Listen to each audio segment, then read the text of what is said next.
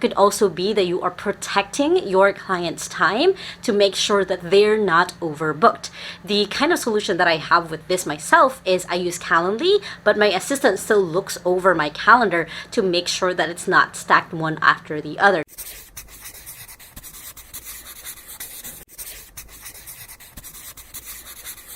Hey guys, and welcome back to my YouTube channel. Now my goal is that at the end of this video is to be able to show you guys what a virtual assistant actually does in a day. Now if this is your guys' first time on my channel, my name is Lai Lacaba. I have been working from home since I was 15 years old and now run my own assistant outsourcing agency in the Philippines, and I post videos on how to have an online career every Sunday, on how to have an online business every Thursday. So make sure to hit the subscribe button right there so you don't miss any of my videos. Now, this is a question that I've gotten a lot, which is what does a virtual assistant actually do? Now, I've done videos on how to become a virtual assistant and the different services a virtual assistant could offer, but one question that I still get is, so, okay, what do they actually do? Now, as someone who has an agency who trains a lot of people on how to become executive assistants, this is a topic that I really know to heart. I've only been a virtual assistant myself for about 2 months. It was a very short stint. But since then, I've had virtual assistants, and then of course now I hire and train assistants for a lot of our clients. And in this video, I will dive into what could their day look like and what are the different tasks that they're probably handling for their clients. So if you are thinking of being a virtual assistant yourself, you have a pretty good guide on how you can get started also. Now, one of the first main things that usually is delegated or given to an assistant is actually email management.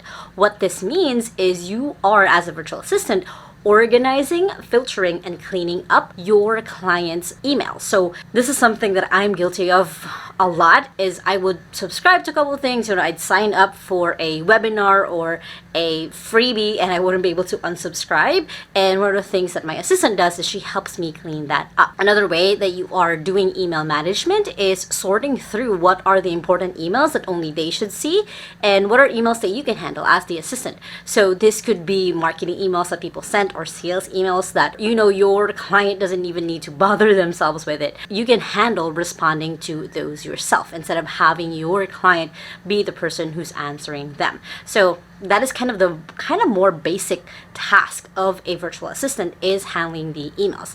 The next one is doing calendar management. Now, this is another really common task that is usually done by an assistant. Is you are either scheduling different appointments for your client, like if someone emails, which is why email management is part of it, your client that they want to set up a time, you are going to be the one to add that into their calendar. It could also be that you are protecting your client's time to make sure that they're not overbooked.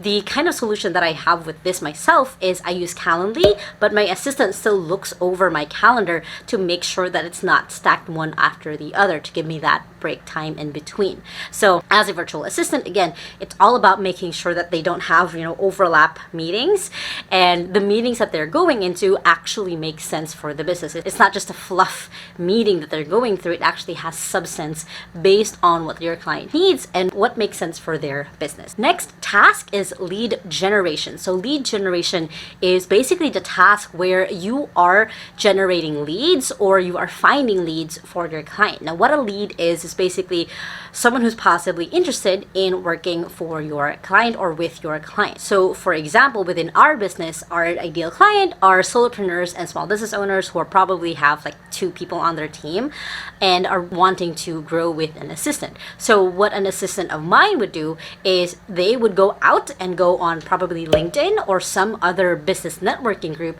and find those kinds of people who don't have an assistant yet and might be interested in our service. That's what lead generation is. It's going out and finding potential clients for your client. Usually there's also a little bit of reach out involved in there where you are the first one to approach them, like, hey, my client is actually looking for someone like this. Would you be interested in hopping on a call with them to discuss further if they could be someone that you could work with? So it's doing that first reach out, so then your client doesn't have to do that themselves. Next kind of task that a virtual assistant usually does in a day is doing a lot of online research. Aside from doing the research for lead lead generation, as a virtual assistant, you are probably going to be researching, their different industries, their competitors. You are probably researching more information of how your client can do better in their business, so then it can continuously grow, because then of course as the business grows, your career also grows with that. Online research could also involve some admin research, which is finding doctors, for example, for your client. It can be as small as, again, researching like restaurants or places to go to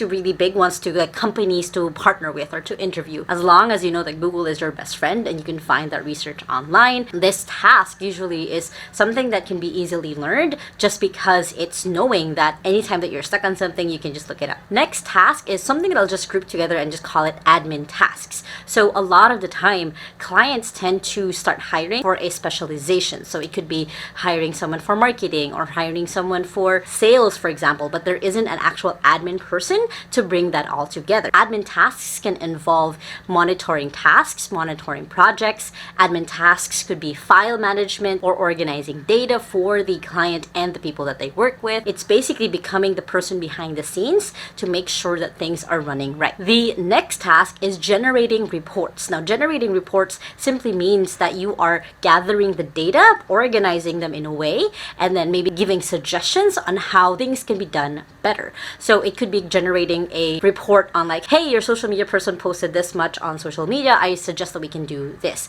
Or, hey, I noticed that based on our lead generation report, doing this one thing on LinkedIn actually got us more clients than ever. So generating reports is just giving your client relevant data on what they can do moving forward. Next is social media engagement. Now, this is a little bit different from doing actual social media management, where you're creating the post, putting it up, and then engaging. You're just doing the last part, which is social media engagement. This is where you are probably commenting as your client to keep engagement up on their social media posts. You could be the person who is actually commenting, like, for example, Facebook ads and answering questions there. On their Instagram, if someone messages them, you are kind of doing an extended version of email management, where you're managing their communications on social media. So it's, again, making sure that they only see the things that are essential to them, and that you, as the virtual assistant, you're taking care of the rest. Next one is what I call contact management. So what contact management looks like is you are basically organizing their contacts, their relationships, into a file that's going to be easy for them to pull out. Let's say they went into a virtual networking group where they met a lot of really good people.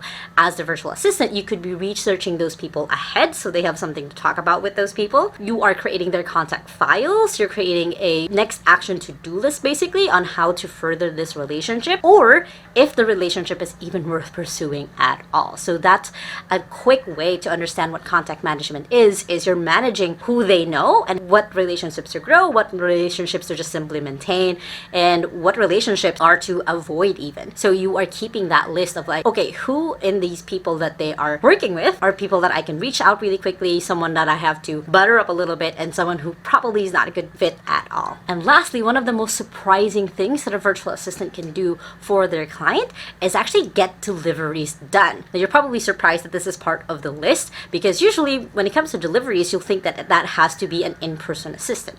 But in reality, with everything shifting remote, you can actually get your clients coffee delivered to their home, even though they're like in another country or in another continent. You can get deliveries done through a lot of delivery services or personal shoppers that are available in their country. So this could involve sending gifts, for example, for people who have birthdays. So this is a little bit of contact management.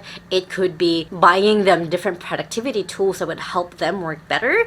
It could also simply be getting mail done or getting mail shipped to them, and then tracking where that mail is going to make sure that it arrives in the right destination. Now, there's definitely a ton more things that a virtual assistant can do, but those are simply the basics. And if you are someone who wants to learn more about how to work from home and how to become more of a virtual assistant, you guys can check out my Work From Home 101 course with Course Belt. I put the link in the description below. It's really a step-by-step course that I've created for you guys specifically on how you can get started. And if you guys like this video, make sure to hit that thumbs up button right there and comment below what are the other things that a virtual assistant does that you know that wasn't on this list. And if you guys still haven't, make sure to hit the subscribe button right there so you don't miss any of my videos every Sunday on how to have an online career and every Thursday on how to have an online business.